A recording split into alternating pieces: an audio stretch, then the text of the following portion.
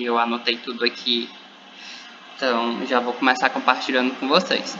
Depois eu vou fazer algumas observações novamente sobre a petição, porque ele deu outros direcionamentos, né? Então, para quem não pegou os direcionamentos, eu vou falar mais uma vez, ou falar pela primeira vez. E aí a gente segue o conteúdo. É rapidinho, é pouca coisa, o professor já terminou o conteúdo. Então, a gente termina hoje e revisa no domingo, né? E aí eu vou fazer um GE direcionado para a prova. E aí começando, né? Falando da prova. O professor falou que vão ser... Você falou que o professor terminou o conteúdo. Cris, só um então momentinho. Eu esqueci que tá sem som aqui. Pode falar. Você falou que o professor terminou o conteúdo, então hoje não vai ter aula? Então, não vai ter aula expositiva, mas ele vai falar sobre a prova, e aí eu vou estar adiantando com vocês. E ele também vai verificar que quem já tiver feito alguma coisa sobre a petição. Ele vai dar algumas observações gerais e depois ele vai sentar com os grupos e tirar dúvidas específicas. Tá, entendi. Tá bom? Mas a aula expositiva realmente ele já terminou o conteúdo. Termina no TPI, né? O Tribunal Penal Internacional. Tá. E aí, ele já falou na noite também sobre o TPI? Já. Então, ele terminou o conteúdo, né? Termina lá. Então, sobre a prova, né? Vão ser 6 questões objetivas, então só questões objetivas, não vai ter nenhuma questão subjetiva para vocês escreverem. Estilo AB, então é A, B, C, D, 4 opções. E aí vão ser 4 questões valendo 1 ponto e 2 questões valendo meio ponto. Certo? E aí fecha o 5.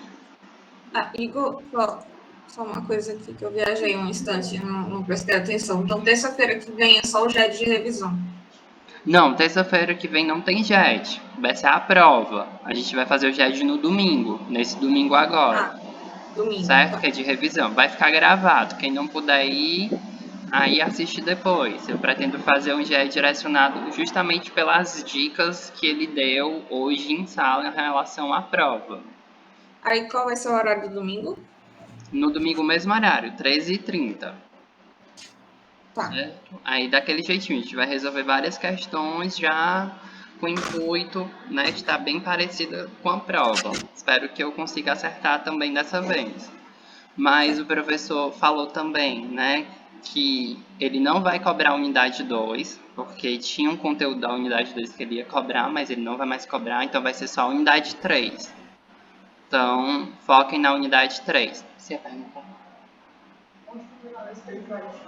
Domingo, 1h30. Ah, não, eu tô ainda falando coisas genéricas, ainda não comecei não. Desculpa, Cris, pode repetir? Domingo, 1h30, né? Domingo, 1h30. Viu? Nosso último GED, nosso GED de revisão. E então, sobre a prova é isso que eu tenho para falar para vocês. Ele disse que focasse na unidade 3, não ia cobrar a unidade 2. Ele vai trazer dentro da unidade 3 a questão da pessoa idosa e da pessoa com deficiência. Eu imagino que ele vai focar naquela questão dos procedimentos, dos requisitos, o que é que a comissão faz, o que é que a corte faz. Inclusive, vou conversar um pouquinho com vocês sobre o sistema interamericano, né, hoje, porque eu acredito que ele não vai cobrar nada do europeu nem do africano. Eu vou comentar com vocês porque está no conteúdo, mas eu acredito que não vai cair na prova, porque ele mesmo passou muito rápido sobre esses dois tópicos. Então, foquem no interamericano e no global, que é o da ONU. E aí, se for focar mesmo, foque no interamericano, que esse é certeza cair na prova.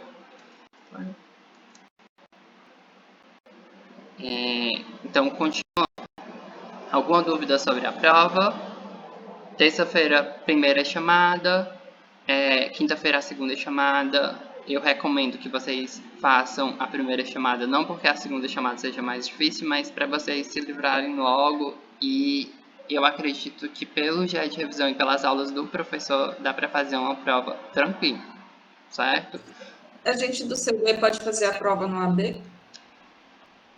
Pode, mas é bom só falar com ele antes. Aproveita hoje e já fala com ele antes, porque dependendo da quantidade de alunos que for fazer no AB, eu não sei se ele vai, porque depende também da quantidade de cadeiras na sala, né?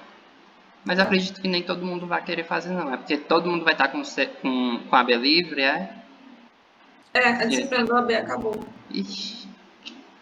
Então, não sei. Todo mundo vai querer fazer no AB. Pois é, então talvez ele... Ele tem F? Se for um pedido assim, sabe, na surdina, só de vocês que estão aqui no GED, quem sabe?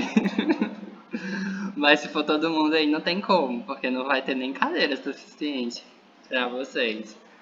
Mas, enfim, vejam com ele, certo? Que mais? Sobre a petição, né? Eu vou compartilhar aqui a tela com vocês e vou dar algumas observações bem pontuais que ele passou hoje e que também foi dúvida de muita gente mesmo.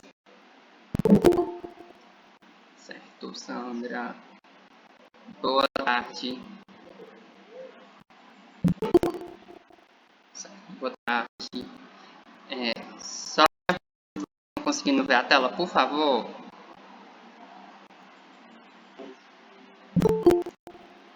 Não? Não, tô na petição. Consegue ver a petição? Tá dando pra ver aí? Direitinho? Sim. Boa tarde. Ok. Então, vou mostrar aqui pra vocês agora a petição, né? Gente, sobre o endereçamento, certo? Deixa eu aumentar mais um pouquinho, que eu sou cego. Vou botar... Sobre o endereçamento, é Ctrl+C, Ctrl+V. Vocês escolhem o melhor exemplo e colocam o que mais agradar a vocês, certo? Então, eu recomendo o exemplo 2, mas aí é uma questão minha. Se quiserem, ou se já tiverem colocado o exemplo, também não tem problema. Mas é só Ctrl+C, Ctrl+V. Não tem nada de que acrescentar aqui, não. O professor já colocou. Ou é a Excelentíssima Senhora Presidente, ou é a Comissão Interamericana. Certo? Até aqui tudo bem? Posso seguir? Endereçamento ok? Qualificação. Sobre a qualificação, pulem, por exemplo, 3. Porque o professor, lá nas recomendações do AVA, ele colocou uma ONG, que, salvo me engano, é os direitos para todos, é alguma coisa assim. E aí vai ser essa ONG que vai estar como um peticionário. Então, é a ONG que vocês vão colocar, certo? Se é uma ONG, então vai ser no exemplo 3. E aí, nome do denunciante, peticionário, vai ser a ONG, né? Vocês colocam o nomezinho da ONG, organização não governamental, continua aqui.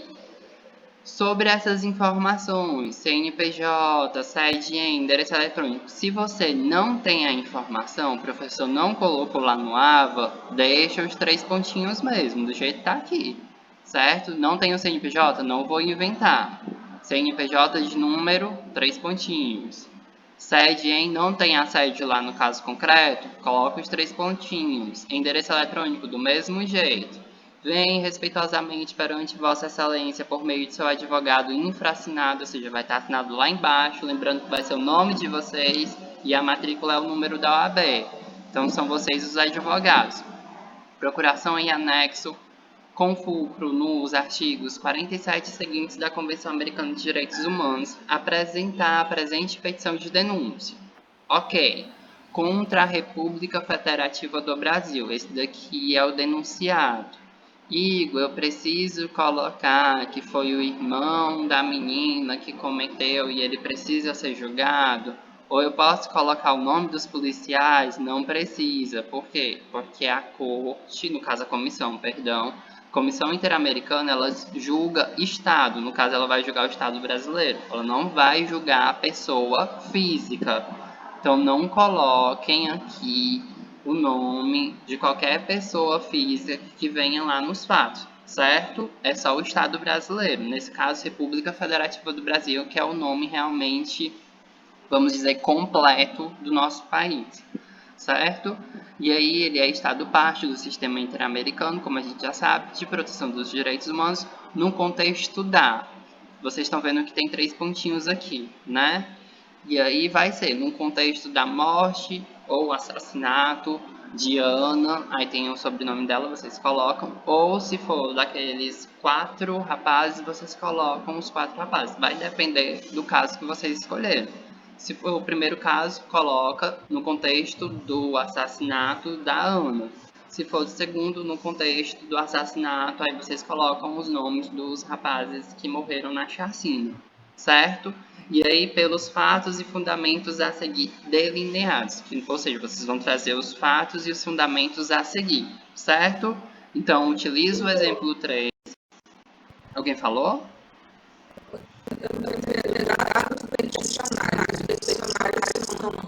As vítimas ou os advogados? Peticionário é quem está peticionando, certo? Quem é que vai... Os advogados, então. O advogado ele vai assinar a peça, lá embaixo. Isso, quem vai estar peticionando mesmo é a ONG, certo? A ONG que o professor criou. Então, esses dados são da ONG. O advogado, ele assina a peça lá embaixo, porque é ele que tem conhecimento técnico para fazer a petição, certo? Que são vocês. Mas quem está peticionando, de verdade, é a ONG. O professor já estabeleceu que vai ser a ONG, certo? Tá. Então, por exemplo... Vários são os dados da ONG, né? Exatamente. Ou seja, o nome do denunciante, aí vocês colocam lá o nome da ONG, que eu não lembro. Perdão. É o direito para todos. O direito para todos. Aí, vírgula, organização não governamental constituída como organização da sociedade civil de interesse público. Certo? Aí vocês não vão ter CNPJ, nem a sede, ou seja, o endereço, nem endereço eletrônico. Deixa os pontinhos. Ok? Aí, volta lá na Volta. por favor. Pronto. Apresentar a presente petição de denúncia contra a República Federativa do Brasil, parte do Sistema Interamericano de Proteção de Direitos Humanos, no contexto da o quê? Aí vai depender do caso que você escolheu. Se for o caso 1, do assassinato ou da morte da Ana Lídia, pronto, aí você coloca no contexto do assassinato ou morte da Ana Lídia e dá um contexto. Ou no contexto do assassinato, aí o nome daqueles 4 rapazes que aparecem lá na chacina, certo? Qual que é o texto? Ele vai Não, aqui você vai só dar uma breve abordagem para a pessoa que está recebendo a petição saber do que é que se trata. Se trata do assassinato da Ana Lídia, se trata do assassinato dos 4 rapazes na chacina, o que é que se trata aqui? É só o contexto, você não vai abordar de forma profunda os fatos, não, você vai fazer isso mais lá na frente, na exposição fática, que a gente vai ver bem aqui, certo? Aqui é só para você dar um contexto geral sobre o que você está peticionando. Tá entendendo?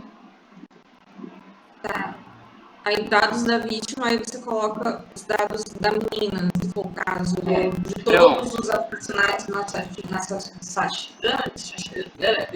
Na chacina.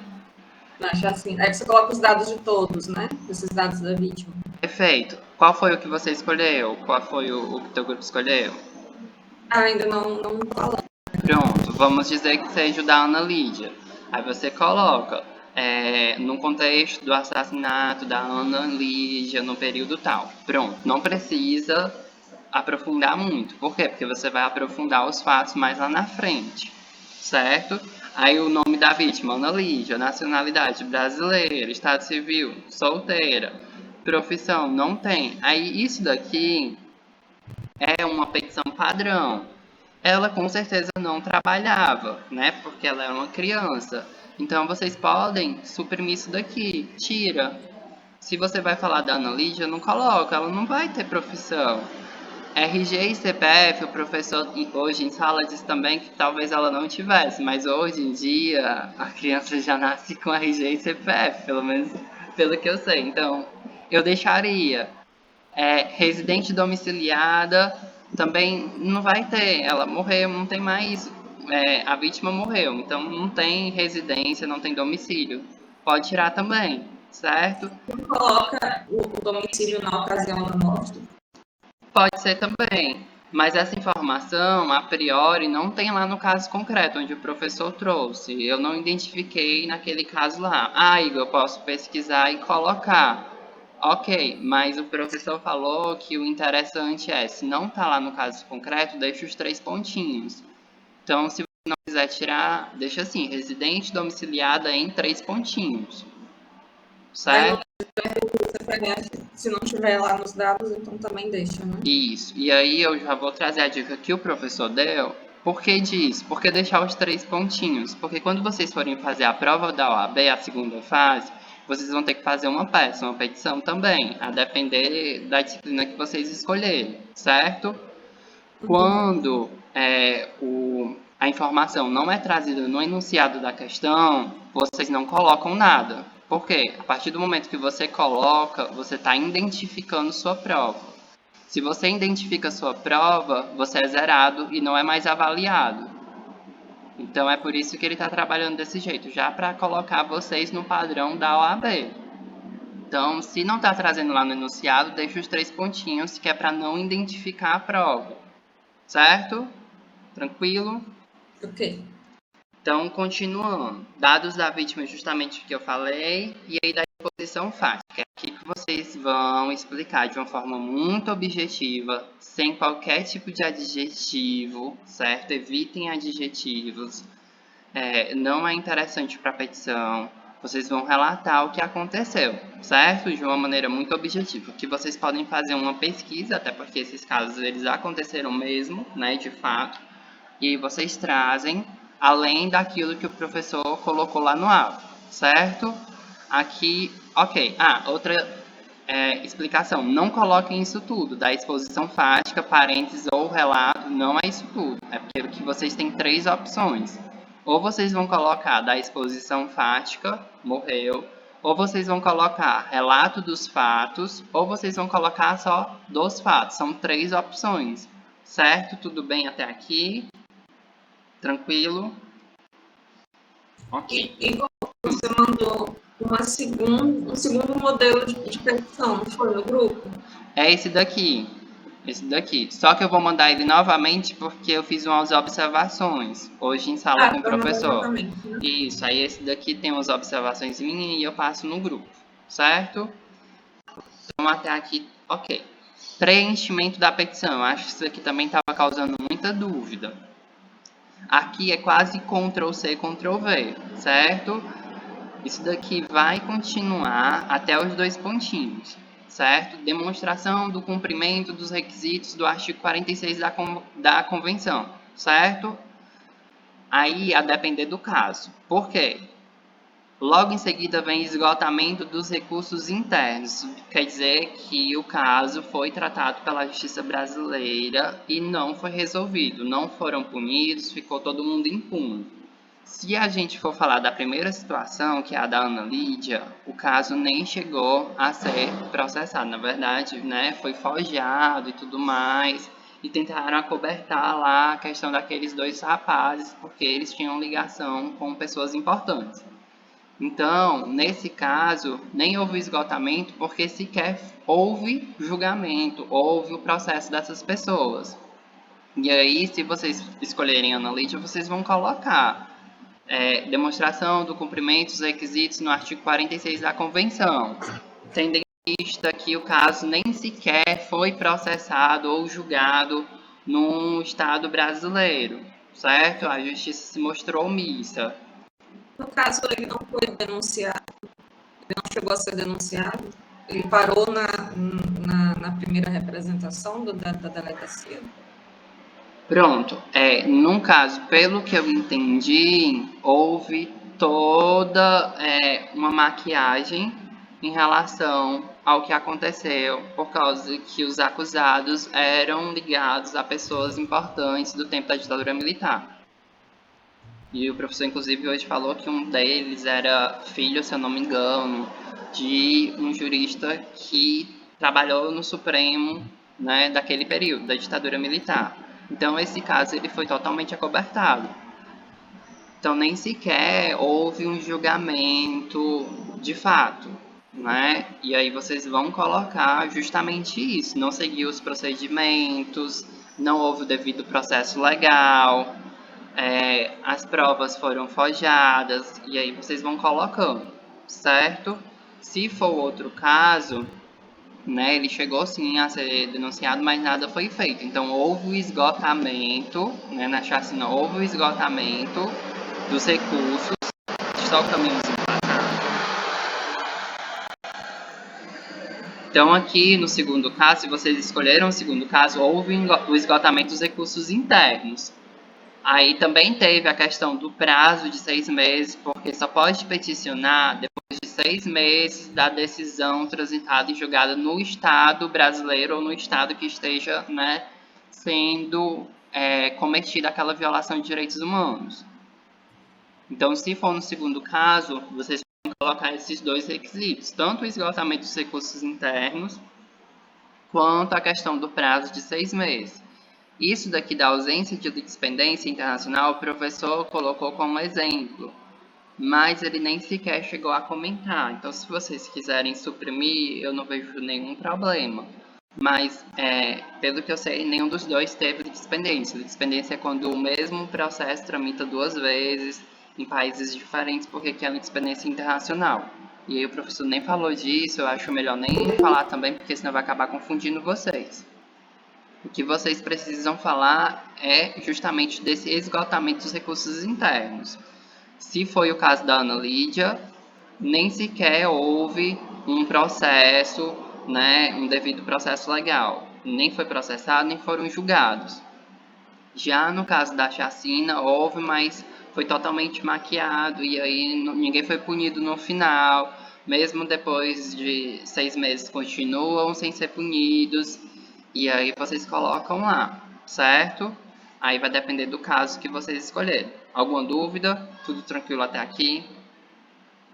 Qual é o primeiro caso? São 3 casos, né? Não, são 2. É o da Ana Lídia e o da chacina. Ana Lídia, Tá. né, nem sequer teve o esgotamento. Da chacina teve o esgotamento, mas enfim, não chegou a ninguém a ser punido. E ele já passou os 6 meses e continua a impunidade. E vocês estão pedindo que a comissão, né, faça alguma coisa a respeito disso.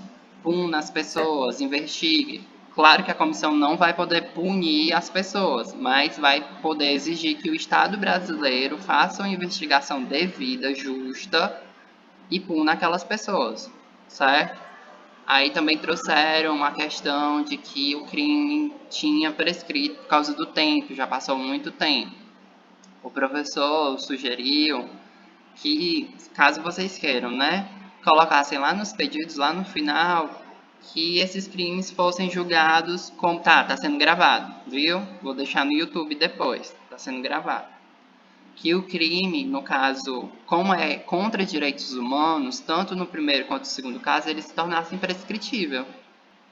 Vocês podem pedir para a comissão para que ela exija que o Brasil veja esse crime como imprescritível, justamente porque foi um crime que viola direitos humanos. E aí, a partir do momento que o Estado brasileiro reconhece como um crime imprescritível, aquelas pessoas, independente do tempo que passou, elas serão punidas, certo? Porque a priori prescreveu, não tem mais como punir. O poder de punição já acabou. Mas se vocês pedirem para ser considerado como crime imprescritível, aí eles podem ser punidos. Então achei um pedido bem interessante para vocês colocarem lá no final. Mas aí ela não retroage.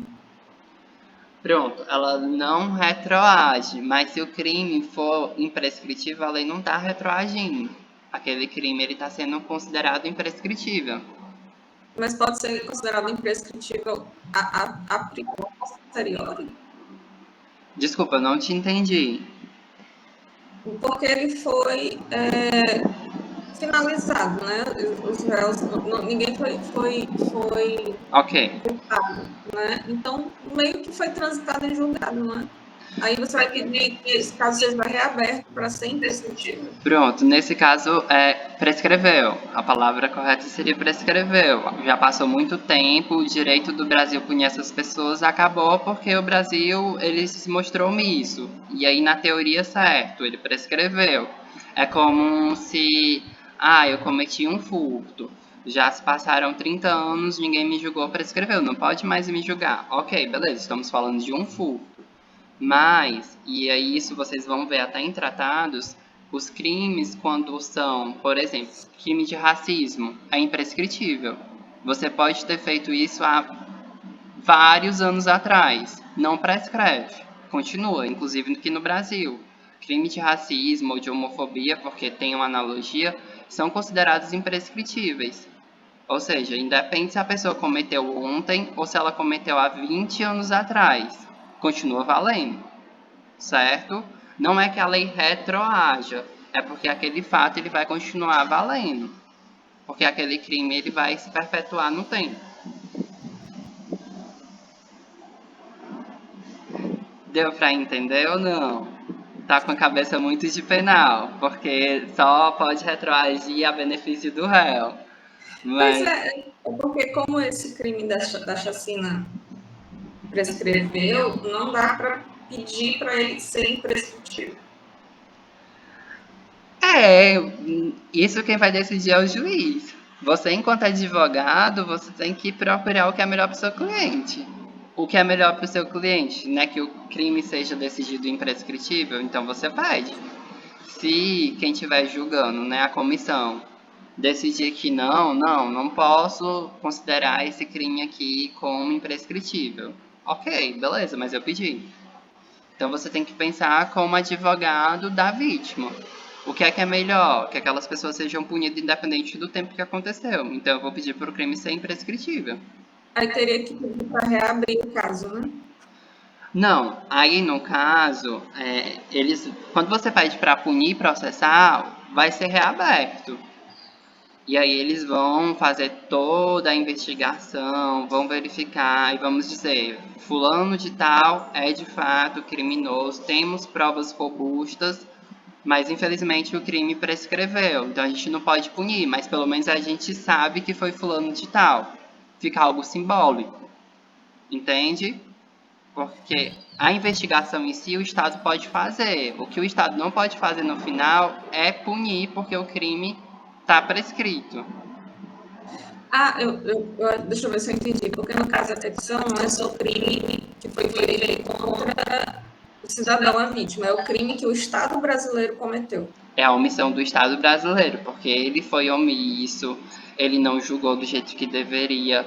Então, Tanto que, o réu não é o assassino, o réu é o Estado brasileiro. tanto que o denunciado, como a gente viu aqui no comecinho, não é nenhum dos prováveis assassinos, é justamente a República Federativa do Brasil.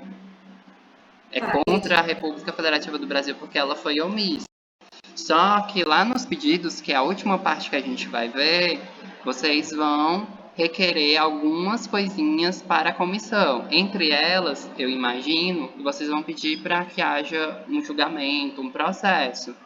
E aí tem que separar, né? O processo e julgamento da punição.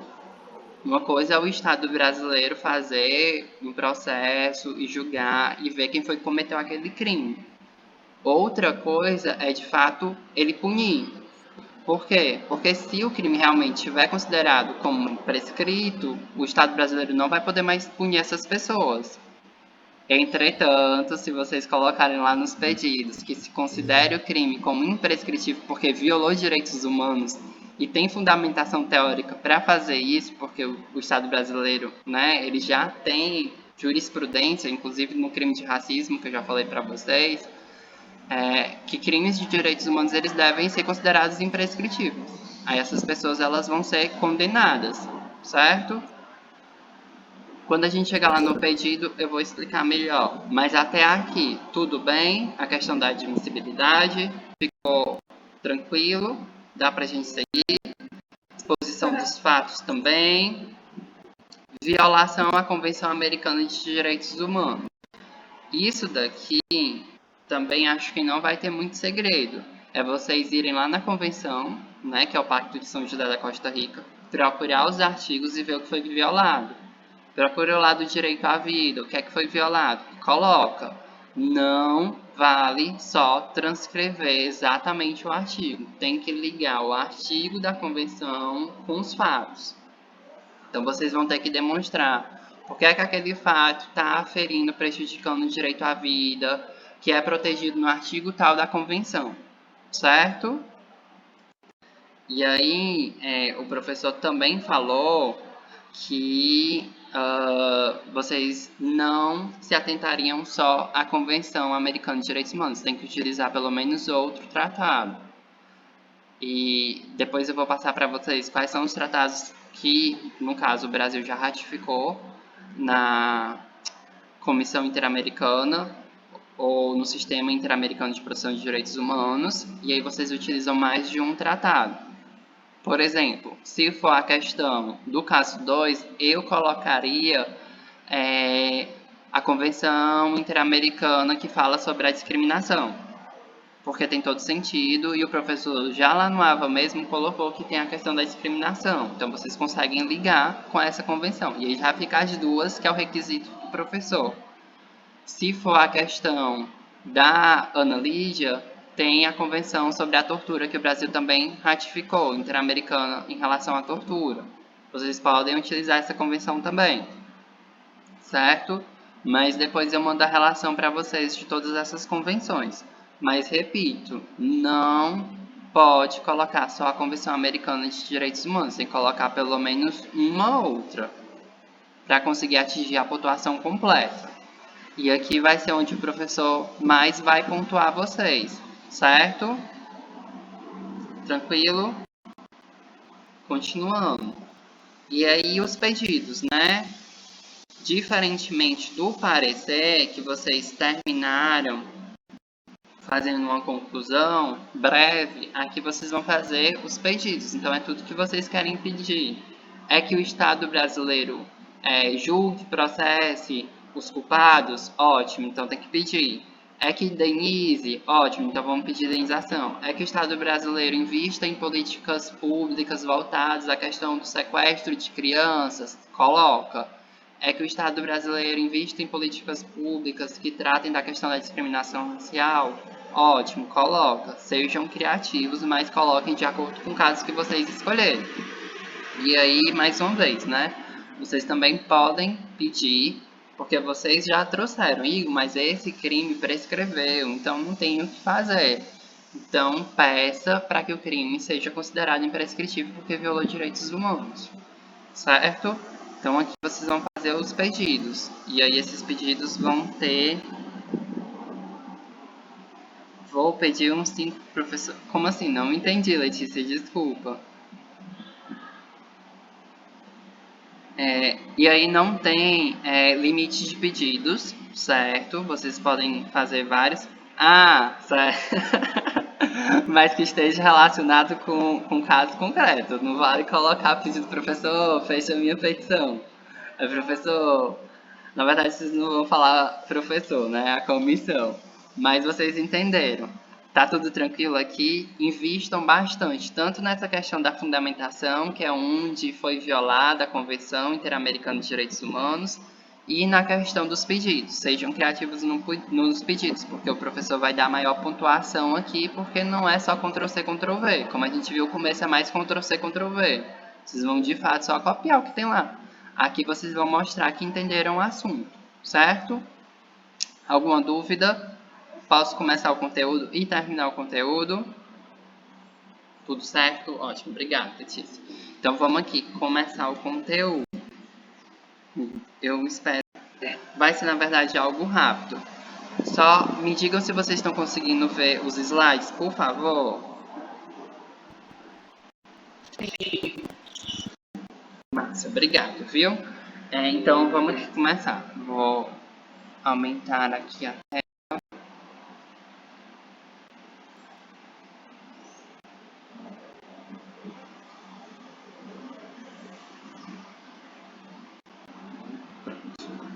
Ok. Então hoje a gente vai terminar a questão do sistema de proteção dos direitos humanos, né? Esse sistema de proteção internacional dos direitos humanos. A gente já viu o sistema de proteção global, que está ligado à ONU. Hoje a gente vai ver os regionais, principalmente o sistema interamericano, que eu coloquei aqui um asterisco, porque eu tenho quase certeza que é o que o professor mais vai cobrar, se não for o único que o professor vai cobrar em prova, porque ele deu muita ênfase para esse sistema interamericano de proteção dos direitos humanos. Mas vamos lá. Hoje, atualmente, existem 3 sistemas regionais de proteção dos direitos humanos. O sistema europeu, que é o mais antigo, o interamericano, que é o que o Brasil ratificou, e o africano. E aí eu coloquei algumas observaçõezinhas para vocês, no caso, não se perder, certo? Esse sistema, eles não são excludentes. Como assim? Não é pelo fato do Brasil, né, ter ratificado com o sistema interamericano que ele deixa de ratificar com a ONU, que é o sistema global. Eles não são excludentes. Na verdade, é um reforço da proteção, certo? O sistema regional ele existe justamente porque ele é direcionado para as características de uma determinada região, mais especificamente de um determinado continente. Então, o interamericano ele fala de todas as Américas. O sistema europeu é a Europa e o africano é a África. Então, eles estão direcionados para regiões específicas. E aí fica mais fácil de você ter um diálogo, porque a cultura entre esses países de um mesmo continente é parecida. Então, é muito mais fácil eu trazer, né, e tratar questões entre o Brasil e a Argentina, porque são países vizinhos e porque eles têm uma cultura relativamente parecida, do que eu tratar de uma questão entre o Brasil e a França, que está lá na Europa, porque a cultura é diferente, entende? Então, esses sistemas regionais, eles facilitam o diálogo, né, justamente entre os países, e aí facilita a deliberação, que é a votação, e também eles conseguem cuidar de uma forma mais específica da problemática de cada região, porque o global, né, que é o da ONU, ele fica muito amplo, e aí ele vai cuidar de situações mais genéricas. Já os regionais, eles vão cuidar de situações específicas de cada continente, certo? Então são esses 3 sistemas, europeu, interamericano e africano, e repetindo, deem ênfase para o interamericano, certo? Eu trouxe algumas coisas, tanto do europeu quanto do africano, mas vocês vão ver que foram coisas rapidinhas. Então, o Sistema Europeu de Proteção dos Direitos Humanos, ele surge após a Convenção Europeia de Direitos Humanos, ou o nome completo que tem aqui, Convenção Europeia para a Proteção dos Direitos Humanos e das Liberdades Fundamentais. Esse sistema ele vai surgir também logo após a Segunda Guerra Mundial, assim como, né, o sistema global que envolve a ONU. O sistema europeu ele surgiu a partir ou depois, logo depois da Segunda Guerra Mundial. Ele também é um sistema regional e por ele ter sido o primeiro sistema regional a ser criado, ele vai servir de parâmetro tanto para o sistema interamericano quanto para o sistema africano, certo? Porque ele foi o que originou os sistemas regionais. Então, quando vocês forem ver, né, que o sistema europeu, como tem aqui, ele se divide no Conselho Europeu e na Corte Europeia de Direitos Humanos, vocês vão ver que basicamente isso vai se repetir tanto no africano quanto no interamericano.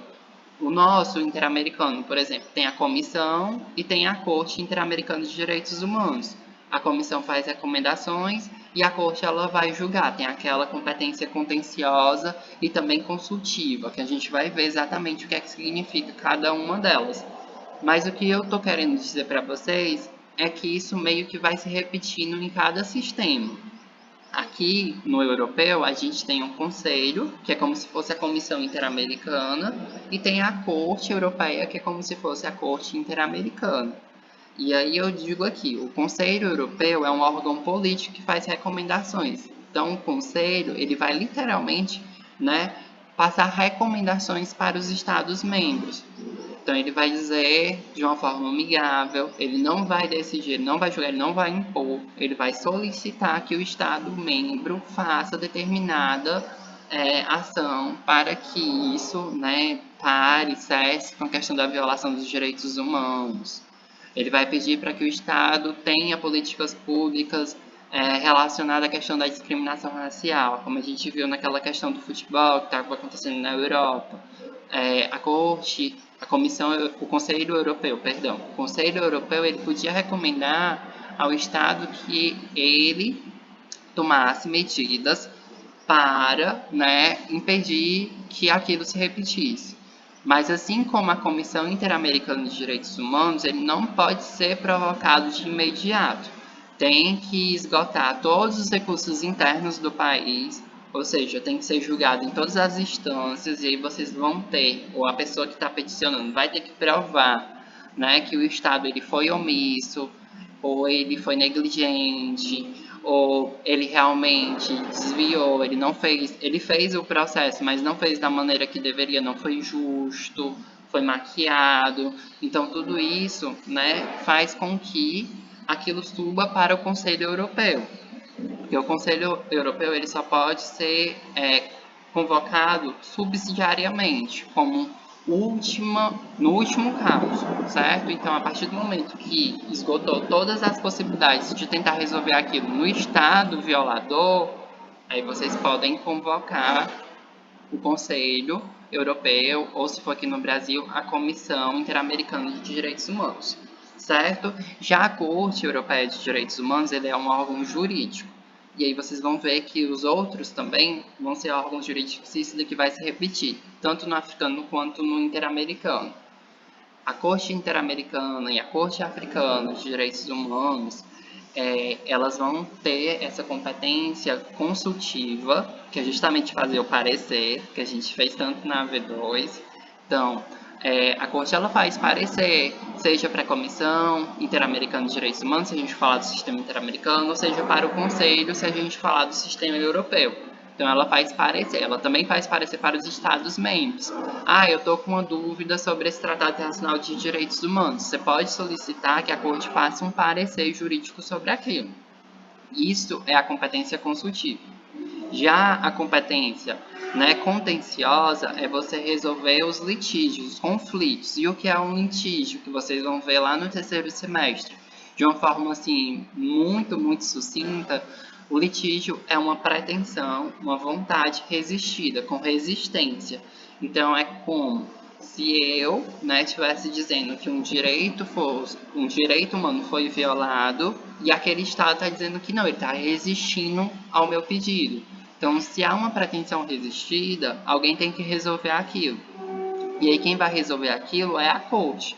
Então, a corte é que vai julgar. Não, eu tenho aqui um cidadão europeu dizendo que o direito dele foi violado. Mas, ao mesmo tempo, eu tenho o país europeu, a França, por exemplo, dizendo que o direito desse cidadão não foi violado. Então, a gente vai ter que investigar. Vamos fazer aqui uma fase de instrução. Vamos procurar testemunho, vamos procurar provas. Vamos buscar entender quem está falando a verdade. E aí ele vai decidir. Ele pode decidir, cidadão europeu, você tem o direito, realmente os seus direitos foram violados e a gente vai punir a França, ou não. Esse cidadão realmente, ele não teve o direito dele violado e a gente não vai punir, França, você está liberada. Então é isso que a corte vai fazer, ela vai decidir aquela situação, né? Aquele conflito, aquele litígio. Enfim, é essa a função contenciosa de uma corte, certo? E aí, a Corte Europeia, ela tanto serve para demandas interestatais, ou seja, entre dois estados, a gente pode estar falando da Europa e da Suíça, por exemplo, que são dois estados que se submetem à corte, ou a gente também pode estar falando de petições individuais, certo? Porque ela admite petições individuais.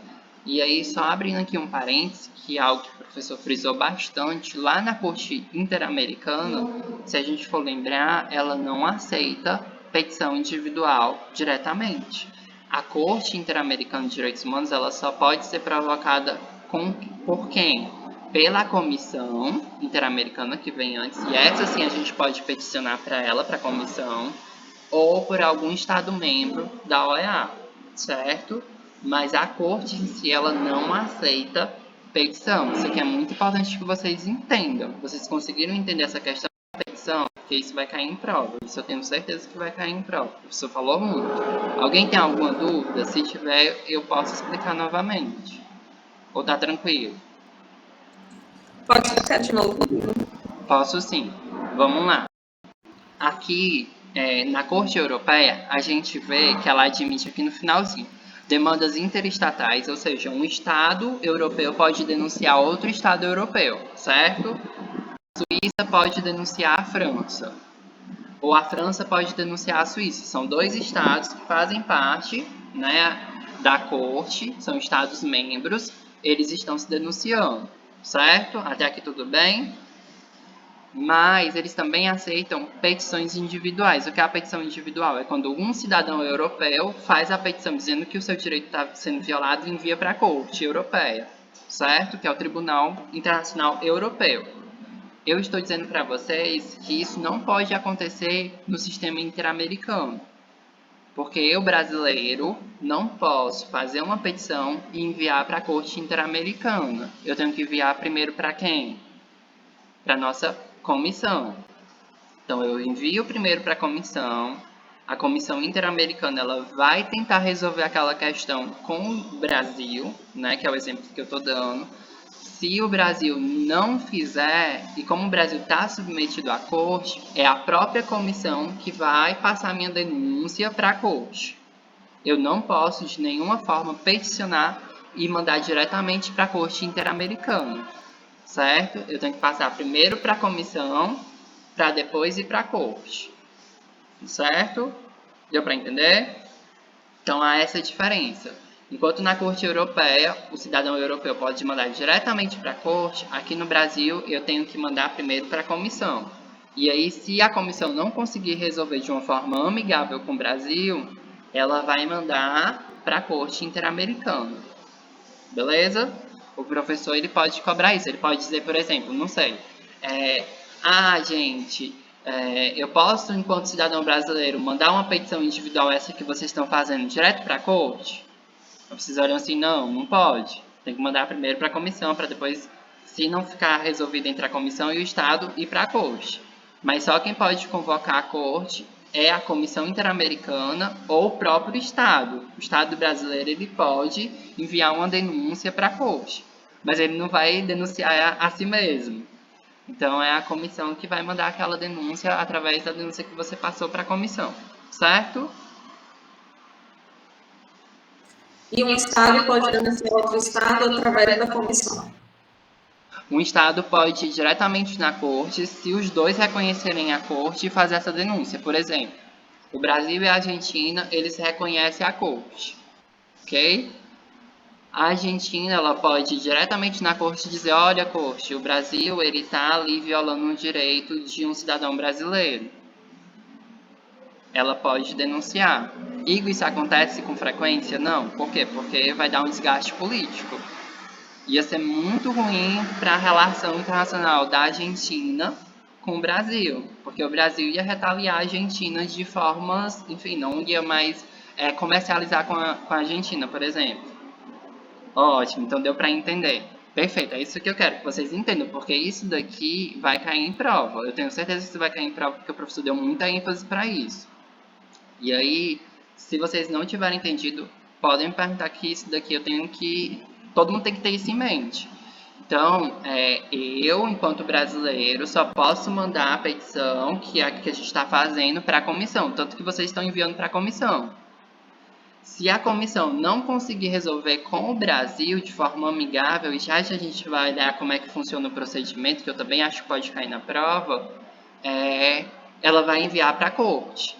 E aí a corte vai julgar e processar o Brasil, porque ela tem aquela competência contenciosa de resolver conflitos que a gente conversou, certo?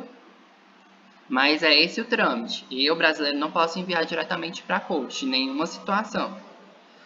Existe uma pequena exceção. Eu posso dizer para a comissão que eu estou sendo brutalmente violados, meus direitos estão sendo brutalmente violados, e se nada for feito de imediato, por exemplo, eu posso morrer. Nesse caso, a corte vai pedir uma medida cautelar, a comissão vai pedir uma medida cautelar para a corte. Por quê? Porque se nada for feito de imediato, naquele momento, aquele cidadão brasileiro vai morrer. Então, a comissão ela pode pedir para a corte, olha, corte, isso daqui está acontecendo, analise isso daqui com muita urgência, porque se nada for feito, essa pessoa vai falecer, essa pessoa vai ser assassinada. E aí a corte vai julgar aquilo de uma forma preliminar e vai dar uma medida cautelar. A medida cautelar é quando você vai antes da medida final. É para você proteger aquilo de imediato. E aí, de forma cautelar, a corte diz, não, o Brasil tem que fazer isso daqui, tem que parar agora de violentar o direito dessa pessoa. E aí, de uma forma preliminar, ele decide aquilo. Mas foi a comissão que passou para a corte. Certo? Mas essas decisões são sempre em forma de recomendação, né? Não tem aplicação prática. Se for da comissão, vai ser recomendação. Se for a corte e o Brasil se submete à corte, vai ter sim uma questão prática ali. Porque a corte, ela vai poder punir o Brasil e a jurisdição dela é aplicada no Brasil, porque o Brasil ele submeteu. Lembra da questão da relatividade da soberania? Se o Brasil se submeteu à corte, então ele tem que cumprir aquela decisão. E aí, se, por exemplo, a corte decide, não, o Brasil agora vai ter que parar essa violência, vai ter que construir uma delegacia, vai ter que fazer uma política pública. É óbvio que ele não vai diretamente forçar o Brasil. Ele vai pedir para o sistema brasileiro de justiça, né, dar uma decisão para o Brasil cumprir. Então, o judiciário daqui é que vai aplicar aquela sentença que veio da corte. Mas a corte ela tem uma questão prática ali.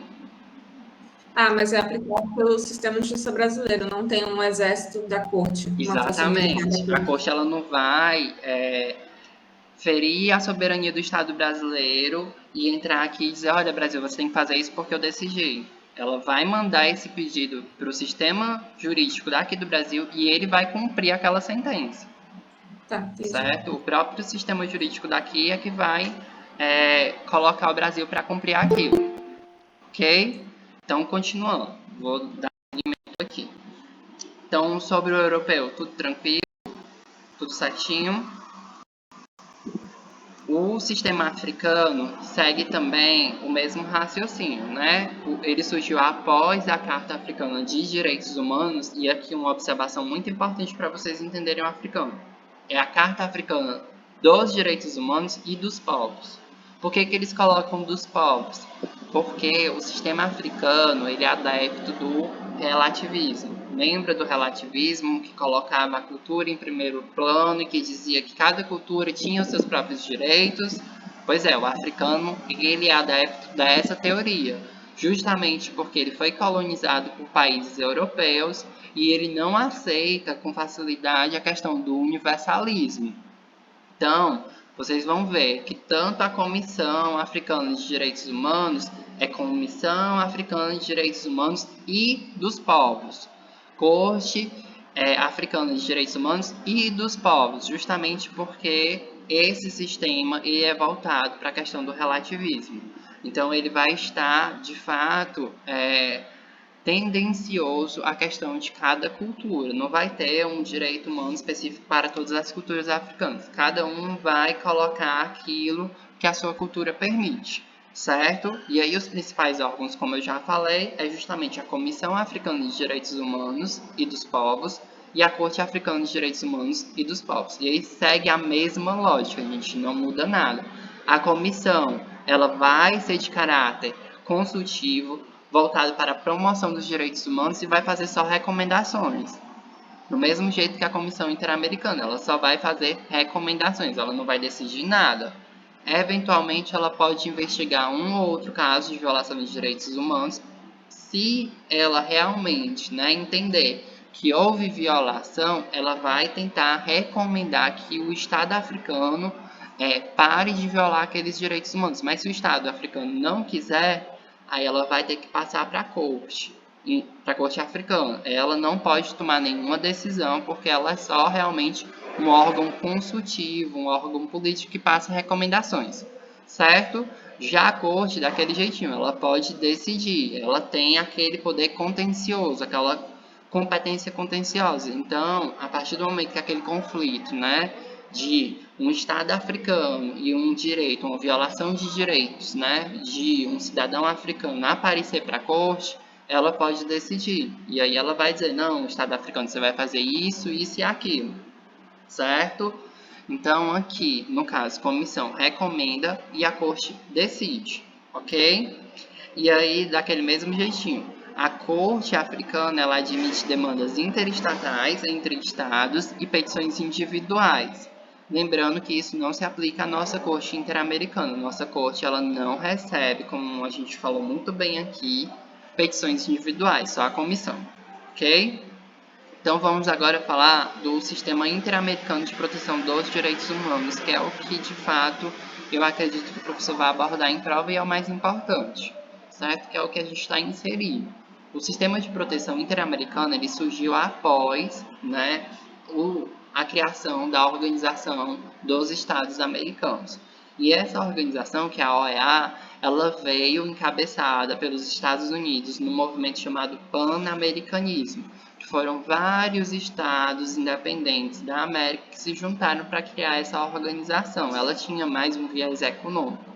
Mas logo em seguida, a partir desse sistema interamericano de proteção dos direitos humanos, ela vai se voltar também para essa questão de proteção dos direitos humanos, né? Baseada tanto na Comissão Interamericana quanto na Corte Interamericana de Direitos Humanos. Então, todos os estados independentes do continente africano, eles fazem parte da OEA.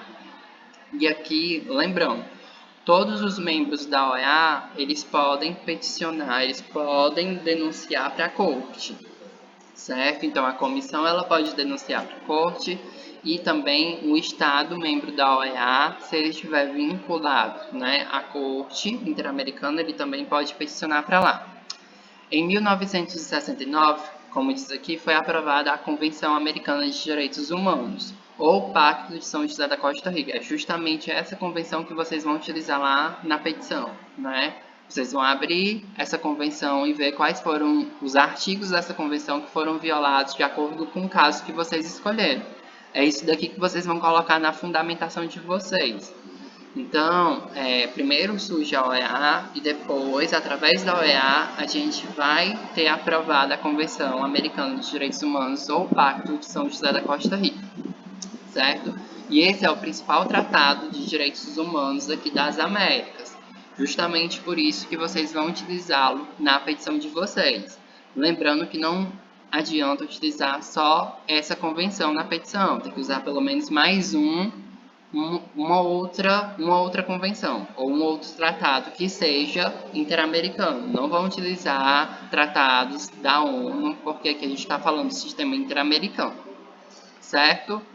Aí eu trouxe aqui a questão de só ser ratificada essa convenção pelo Brasil em 1992 por causa da ditadura. Durante a ditadura militar não era interessante para o Brasil ratificar, né, essa convenção. Então a convenção ela foi aprovada em 1969, mas devido à ditadura ela só foi ratificada pelo Brasil em 92. E aí esse sistema interamericano de proteção ele tem dois órgãos principais que foi justamente o que a gente conversou: a Comissão Interamericana de Direitos Humanos e a Corte Interamericana de Direitos Humanos. É um órgão mais político, que faz recomendações, que dá conselhos e tenta resolver de uma forma mais amigável, através de informes, por exemplo. E o outro é um órgão contencioso, que realmente decide sobre aquilo, ele vai impor a sua decisão para aquele estado, certo? Então tem uma questão prática ali na Corte Interamericana de Direitos Humanos, porque ela de fato vai decidir, vai resolver aquela situação. E aí a Comissão Interamericana de Direitos Humanos, repito, que é um órgão mais político, que faz recomendações, ela é composta por 7 pessoas naturais, certo? Pessoas naturais ou pessoas físicas. Fica a critério de vocês, a maneira como vocês quiserem falar. Ou seja, aqui a gente não está falando de juízes, de juristas, a gente está falando de pessoas naturais. Essas pessoas naturais, elas precisam ter idoneidade moral, que o professor colocou como alta autoridade moral, e aí é um critério subjetivo, né? Vai da avaliação de cada um, e de reconhecido saber em matéria de direitos humanos. Então, são 7 pessoas, e aí pode ser, por exemplo, um professor universitário, pode ser um policial, um médico, um advogado, independe, que não está pedindo jurista. mas ele precisa ter alta autoridade moral e reconhecido saber em matéria de direitos humanos, certo? E aí vão ser 7 membros. O mandato desses membros vai ser de 4 anos e eles podem ser reeleitos por mais uma vez, ou seja, eles podem ter 2 mandatos de 4 anos e ficar lá durante 8 anos, certo? Mas eles só podem ser reeleitos uma única vez. E aí o máximo seria 8 anos. Não pode, dentre esses 7, no caso, membros, ter 2 da mesma nacionalidade. Então, por exemplo, a gente tem a Comissão Interamericana. Eu não posso ter 2 brasileiros nessa comissão, ou 2 argentinos. Todos os 7 têm que ser de nacionalidade diferente, tá? Isso é uma regra. E aí, essa comissão, ela pode receber petições individuais ou comunicação de Estado contra Estado, certo? Então, é a comissão que vai receber a nossa petição, ou ela pode receber uma comunicação de um Estado contra o outro, que, repito, não é muito comum porque isso tem um desgaste político para os Estados. O mais comum é que realmente seja feita uma petição individual e essa petição ela tem alguns requisitos que a gente vai ver daqui a pouco. Certo? E aí, falando mais um pouquinho sobre a Comissão Interamericana de Direitos Humanos, as petições individuais, elas podem ser elaboradas, né? Como a gente também já viu nas aulas com o professor. Por uma pessoa, literalmente uma pessoa, eu, Igor, posso fazer essa petição e enviar para a comissão. Pode ser elaborada por um grupo de pessoas, então eu posso me juntar com a turma do CD Noite, fazer uma petição e enviar para a comissão. É um grupo de pessoas.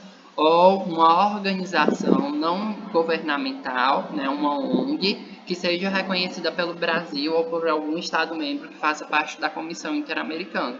E aí essa ONG, que no caso vai ser a nossa petição, é uma ONG peticionando para a Comissão Interamericana de Direitos Humanos. Então, são esses 3 requisitos de peticionários, vamos dizer assim. Uma única pessoa pode peticionar, um grupo de pessoas pode peticionar, ou a ONG pode peticionar. O Estado, ele no caso, um outro Estado, ele vai fazer o quê? Como a gente colocou aqui, uma comunicação. Ele não faz uma petição, é diferente, certo?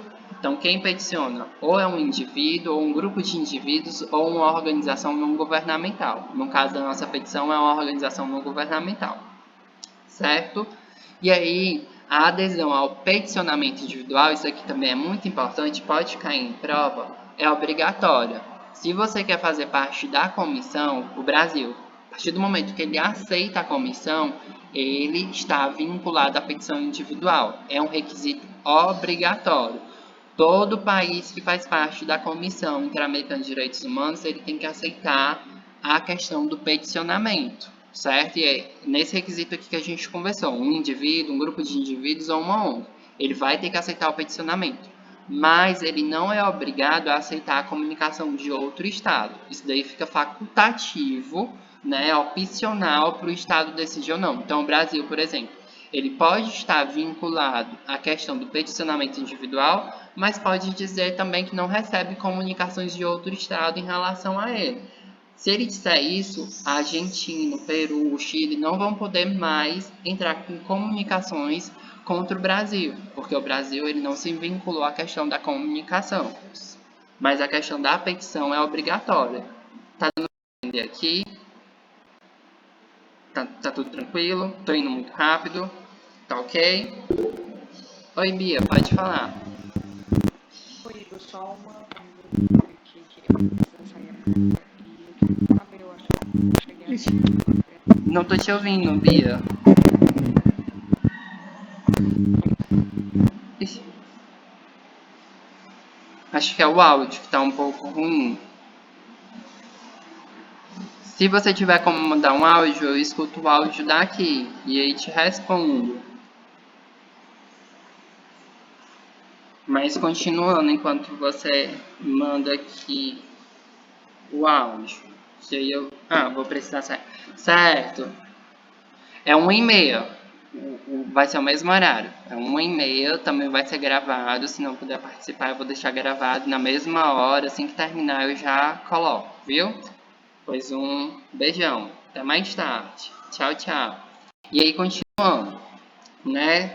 Essa questão da adesão do peticionamento é obrigatório, Mas a questão da comunicação é facultativa. Vai depender de cada estado, se vai submeter ou não a comunicação. E aí, a comissão ela tem a competência de requerer aos Estados-membros que utilizem medidas que era justamente o que a gente estava conversando, cautelares e provisionais para evitar danos graves e irreparáveis aos direitos humanos. Então, quando a situação for muito urgente, né, emergente, e aí for uma situação grave, irreparável, a comissão ela pode diretamente pedir lá para a corte que peça para o Estado membro tomar uma medida, né, cautelar ou provisional, né, que é aquela medida urgente, para que aquilo, né, não aconteça e aí se ocorrer vai ser irreparável. Então também há essa opção, né, da comissão requerer que a corte, né, dê uma medida cautelar contra aquele estado. Mas aí, repito, os dois vão analisar aí. E aí não é diretamente um indivíduo indo lá e peticionando. É a comissão julgando aquele caso, entendendo como urgente, e aí, se não for feito de imediato, vai ser irreparável e vai ser muito danoso, ele já pede para a corte tomar uma medida cautelar, certo? E aqui é o trâmite. Eu não sei se vocês estão vendo direitinho, mas eu vou tentar ser o mais explicativo possível. Certo? Como é que funciona o trâmite da petição que a gente está fazendo para a comissão, certo? Primeiro, a petição ela tem que ser admitida, que são aqueles requisitos que a gente conversou, entre eles o principal, a questão do esgotamento dos recursos internos. Já tentou se resolver dentro daquele estado, aquelas violações de direitos humanos, não conseguiu. Houve um esgotamento, já foi, por exemplo, aqui no Brasil até o STF, e mesmo assim continua impune. Nada foi feito. Então, se nada foi feito, agora eu posso provocar a comissão. E aí a comissão, entre outros, né, requisitos, ela vai averiguar essa questão, né, de não haver mais recursos dentro do Estado.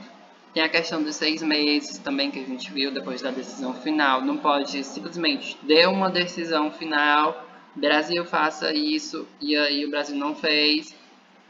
Então, ela tem que esperar 6 meses da decisão final para depois acionar a comissão. Então, tem esse intervalo de 6 meses para você poder acionar a comissão. No caso da Ana Lídia, repito, não teve essa decisão, então isso já pode ser colocado lá que nem sequer foi julgado ou processado. Pronto. Se foi admitido, né? A comissão aceitou sua petição. Ela disse, não, tá aqui os requisitos, admito. Se ela admitir, temos duas opções. O estado que está sendo denunciado na petição, ele pode reconhecer a comissão ou não. Se ele não reconhece a comissão, não tem o que ela fazer. O caso vai ser encerrado. Ele vai encerrar o caso porque o estado não aceita a competência da comissão, então não tem nem o que fazer.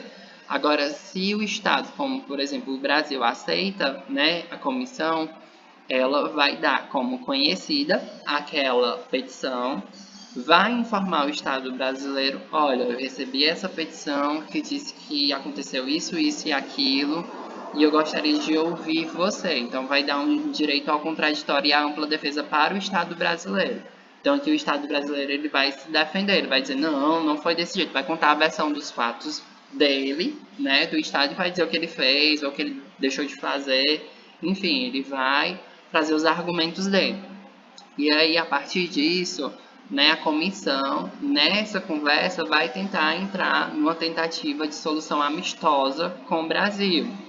E aí, se o Brasil fizer cumprir, né, com o que eles estão conversando, se for, né, uma tentativa de solução frutífera, eles vão gerar um relatório final, vão dizer, olha, o Brasil realmente fez o que a gente conversou, tá tudo certinho, não tem mais violação de direito, e vai encerrar o caso, porque o Brasil cumpriu.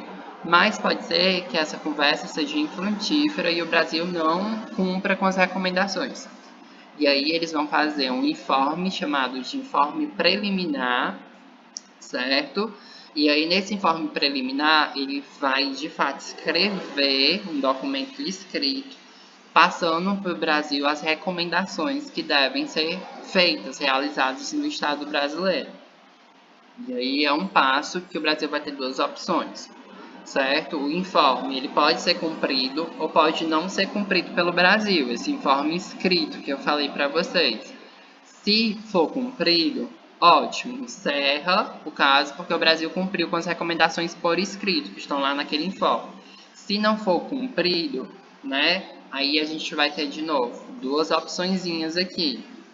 Se o Brasil não cumpriu as recomendações que estão por escrito, certo? Vamos tirar o Brasil, é outro estado. E aí esse estado não reconhece a Corte, agora a gente está falando da Corte Interamericana de Direitos Humanos. Não tem o que a comissão fazer, ela não vai poder enviar para a Corte, porque aquele país não reconhece a Corte. Então ela vai encerrar o caso ali, infelizmente. Mas vamos voltar para o Brasil. O Brasil ele reconhece a Corte. Se ele reconhece a Corte, o que é que a comissão vai fazer? Já que o Brasil não cumpriu com as recomendações, eu vou enviar para a Corte. Então, a comissão envia aquela petição para a Corte para ela analisar já com todas as provas, tudo que ela colheu. Então, a comissão envia todos os autos, os documentos para a Corte. E aí, a Corte, né, ela vai dar seguimento àquela situação, né? Ela vai fazer uma análise daquilo e vai pedir para o Estado tomar providências. E aí a Corte ela vai decidir. Decidindo o Estado fazendo aquilo, ótimo, caso encerrado. A Corte fez uma decisão, o Estado cumpriu, encerrou-se. Mas se a Corte, no caso, decidir e o Estado ainda assim não cumprir com aquela decisão, aí a Corte vai enviar para quem? Para a Assembleia Geral da OEA. E aí os países da OEA eles podem ou não fazer algum embargo político para aquele país. Se a gente estiver falando do Brasil, os membros da OEA eles podem decidir não comercializar mais com o Brasil. E aí vão ser medidas realmente mais econômicas, que é o que é possível fazer. Eles vão evitar ao máximo tomar uma atitude que ofenda a soberania brasileira. Então, tem mais essa questão diplomática. Mas vocês entenderam até aqui? Primeiro a comissão, ela recebe a petição, se tiver tudo certinho, e aí a comissão vai tentar conversar com o país. Se ela conseguir conversar com o país, ótimo, caso encerrado. Se não, ela vai fazer uma recomendação por escrito e enviar para aquele país. E aí o país ele pode ter mais uma tentativa de resolver aquilo. Se ainda assim, né, com aquela recomendação por escrito, o país não cumprir, ela vai enviar para a Corte Interamericana, caso aquele país reconheça a Corte. E aí a Corte vai receber aqueles documentos todos e vai analisar. E aí vai tomar uma decisão. Se o país fizer, ótimo, caso encerrado. Se não, a Corte vai enviar para a Assembleia Geral da OEA. Certo? Tudo isso vai estar bem destrinchado nesse organograma aqui que eu estou mostrando para vocês. Ok? Beleza, então continuando aqui. E aí eu trouxe um...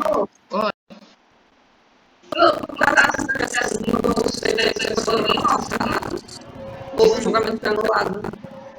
Repete só o comecinho, por favor. No caso da chacina, os sujeitos, os réus, eles foram inocentados ou o julgamento foi anulado? Eu confesso que eu não entrei em detalhes na pesquisa dessa questão, mas pelo que o professor falou em sala, e depois é bom verificar, o caso ele foi anulado. Mas verifica direitinho na questão da pesquisa, tá? Porque foi o que eu entendi, mas eu não aprofundei, porque eu fiquei mais na estrutura. Mas aí, se for anulado, de fato você verificar que foi anulado, você já coloca isso na sua petição. Que olha, o caso ele foi anulado, nem sequer foi julgado aqui, a pessoa continua impune, isso é um requisito, certo? Então isso pode ser usado a seu favor. Se no caso...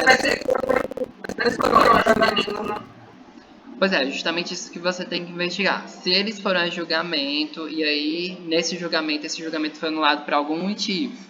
Aí você tem que analisar qual foi o motivo dessa anulação. Claro que você não precisa ter esse domínio, nenhum de vocês precisa ter esse domínio. Mas você diga, olha, nem sequer houve um julgamento justo, um julgamento sério, porque eles não foram de fato, como se diz, processados, isso não foi investigado. Houve a questão do auto de resistência, que os policiais disseram que houve resistência, e a gente tem aqui, né, uma comunicação da Polícia Federal dizendo que não houve resistência, então eles forjaram uma prova. Tudo isso vocês vão colocando. Lembrando, vocês estão fazendo isso para o cliente de vocês, então tudo que favorecer para vocês, vocês colocam na petição, tá?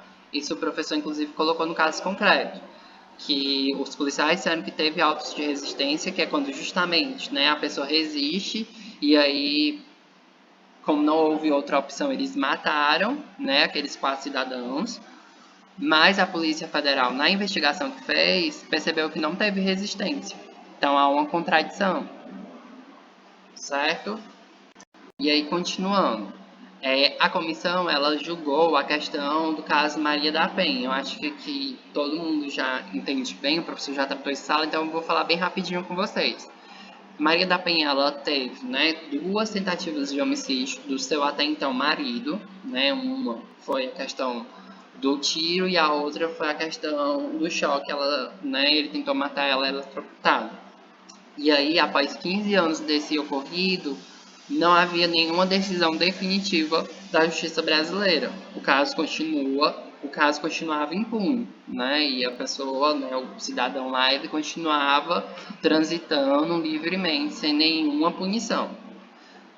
A partir disso, houve o quê? Uma petição individual de denúncia formulada pelo Centro pela Justiça e pelo Direito Internacional e também pelo Comitê Latino-Americano. Então, foram esses 2 peticionários, né? Eles peticionaram para a comissão. E aí a comissão recebeu a denúncia, ela viu que tinha admissibilidade, conheceu a denúncia e cumpriu os requisitos. Então, ela, no caso, aceitou a denúncia feita por esses 2 órgãos que eu falei para vocês. E aí, a partir dessa denúncia, que era uma denúncia que dizia que o Brasil ele foi omisso, ele foi negligente, ele estava sendo leniente com a questão da violência doméstica, até então não tinha sido punido o agressor, mesmo diante de várias evidências. O que foi que a comissão fez? A comissão, então, interamericana passou recomendações para o Brasil fazer. E aí o Brasil, a partir dessas recomendações da comissão, ele aceitou aquelas recomendações e cumpriu, ok? Mas se o Brasil não tivesse cumprido ali o que a comissão estava recomendando, ainda assim a comissão poderia passar para a corte. Mas, como a comissão fez recomendações e o Brasil cumpriu com a recomendação, acabou aqui, caso encerrado. Se o Brasil cumpriu a partir da comissão, ótimo, a gente encerrou o caso na comissão. Então, esse caso da Maria da Penha não precisou ir para a corte, certo? Foi resolvido amigavelmente a partir da comissão com as recomendações que ela fez por escrito. Beleza? E aí, falando da corte, de uma forma bem rápida. A corte também ela é composta por 7 juristas. Lá na comissão são 7 pessoas naturais, aqui são 7 juristas. Tem que ser jurista, tem que ser juiz. E aí, essas pessoas elas também têm que ser de alta autoridade moral e idoneidade moral com reconhecido competência em direitos humanos. Enquanto lá na comissão pode ser qualquer tipo de profissão, aqui na corte tem que ser juiz. E aí, o mandato aqui, diferente de lá, é de 6 anos. Lá é 4 anos, na comissão aqui são 6 anos. E aí pode ser reeleito também uma vez, assim como na comissão.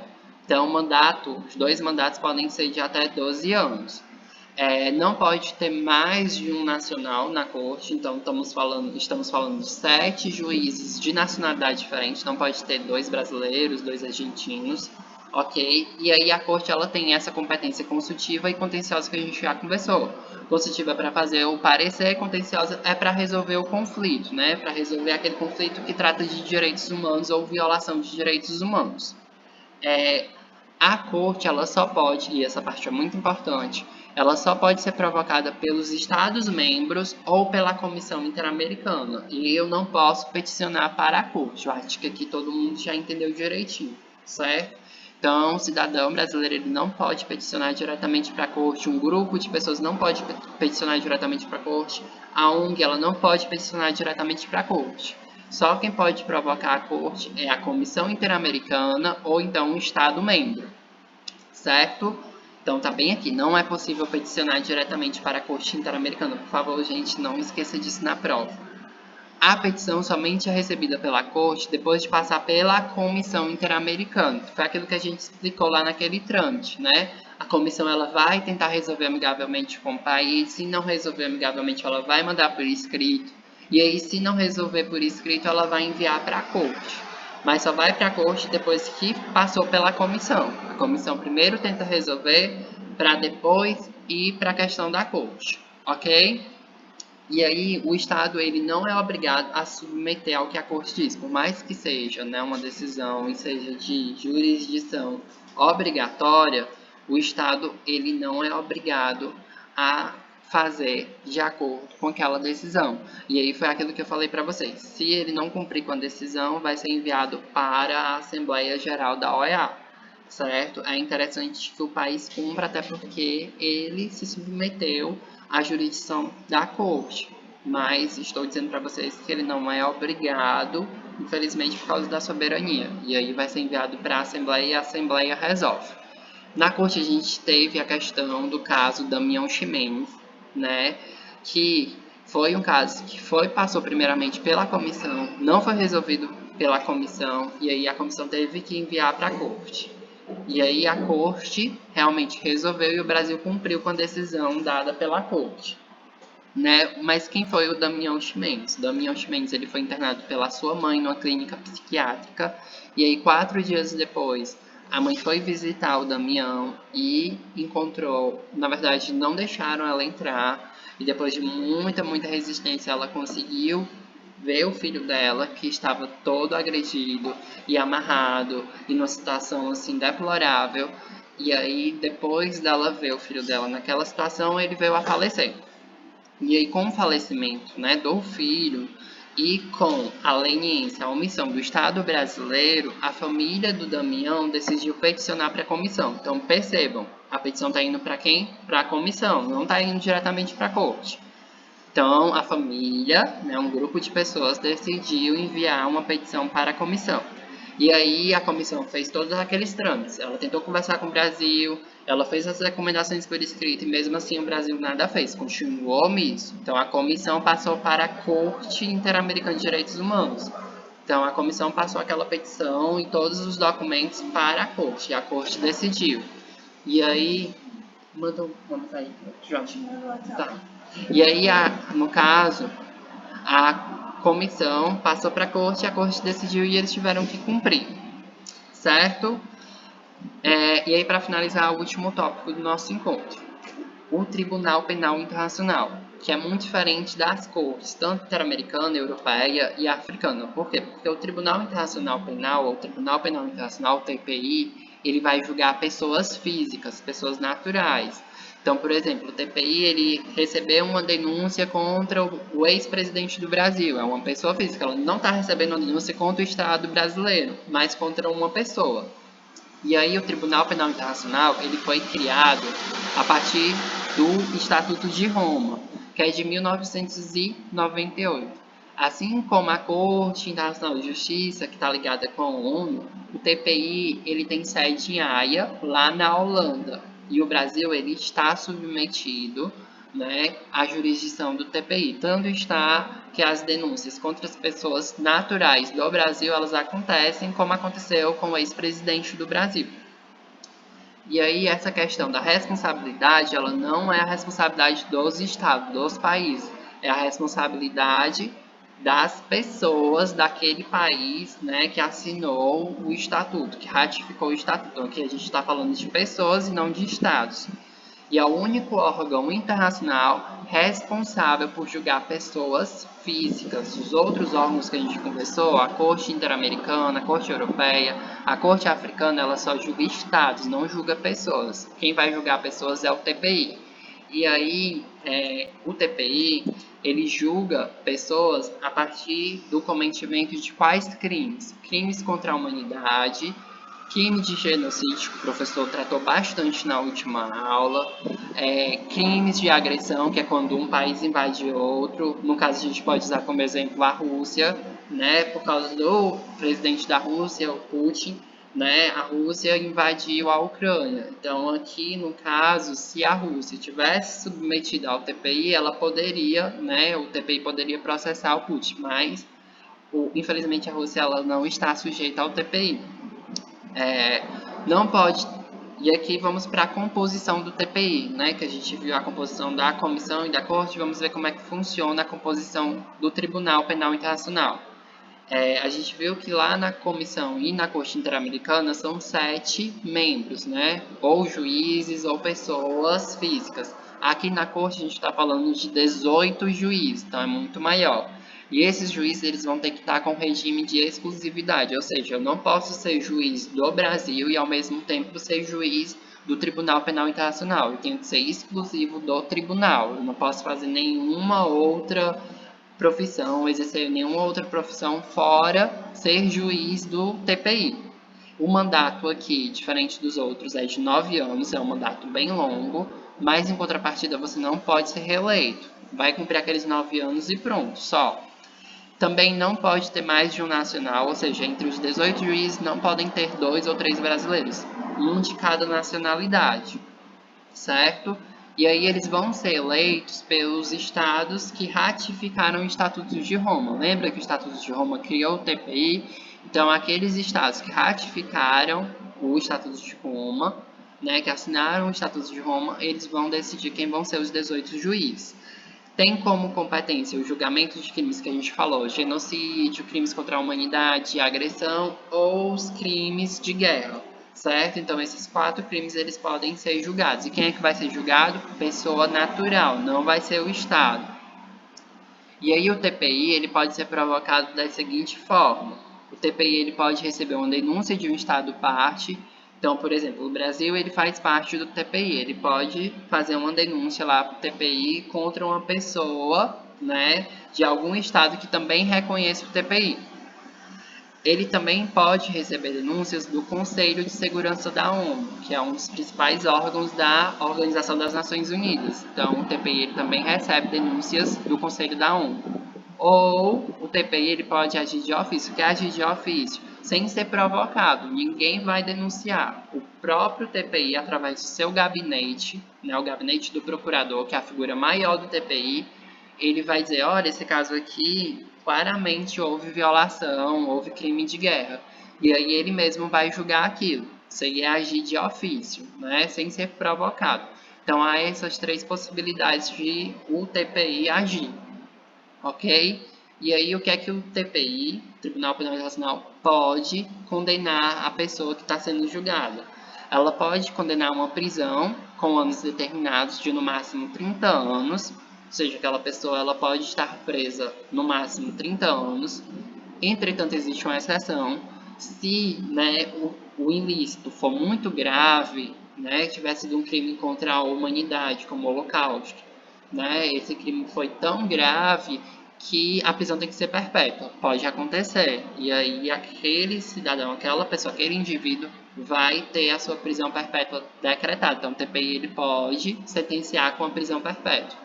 No caso, né, que não seja tão grave, ele pode aplicar uma multa e aí a pessoa vai pagar a multa, ou ele pode confiscar os bens daquela pessoa.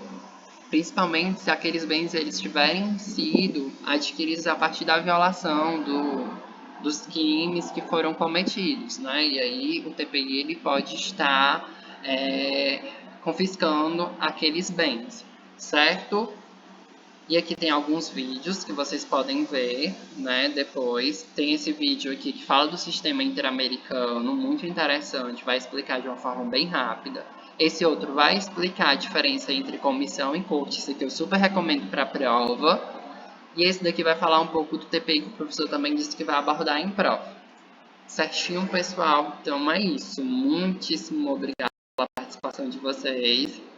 E aí peço para colocarem nome e a matrícula, que eu vou ficar aqui para pegar o nome e a matrícula de vocês. E qualquer dúvida podem falar comigo no WhatsApp, que quando possível eu respondo vocês. Certo? Eu que agradeço a presença de vocês. E aí eu continuo aqui para pegar a presença de vocês. Tchau, Cris. Tchau, meninas. Até mais tarde. Tchau, tchau. Até domingo. Até domingo, ou até mais tarde na sala, que eu com certeza vou aparecer por lá. Tchau, Tá tchau. bom. Tchau, tchau.